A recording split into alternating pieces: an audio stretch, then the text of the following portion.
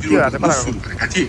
बालेनले झुटो दाबी गरेको र अनावश्यक रूपमा प्रधानमन्त्री केपी ओलीलाई मुख्य उनीहरूको दाबी गरेको थियो।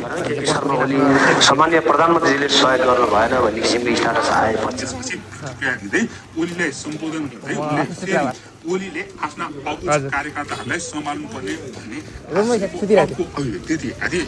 काठमाडौँ महानगरपालिकाका मेयर बालेन शाहको पोस्ट फेसबुकबाट हटेपछि उनका समर्थकहरूले फेसबुकमा ओलीलाई अनफलो गर्ने अभियान चलाएका छन्।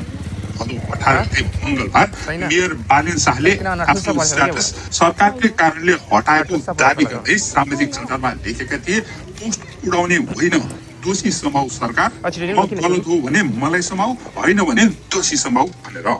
यसलाई समर्थन गर्दै धरानका मेयर हर्क साम्पाङले लेखेका छन्, पोस्ट उडाएर दोष उम्किँदैन, बाल शोषण गर्नेलाई बचाएर बाल अधिकारको वकालत गर्न बन्द गर पाइलट सरकार भनेर। महानगरपालिकाका मेयर बालेनले यसरी सरकारले आफ्नो स्ट्याटस हटाएको सङ्केत गरेपछि बालेनका समर्थकहरूले ओलीलाई अनफलो गर्ने अभियान सुरु गरेका हुन्।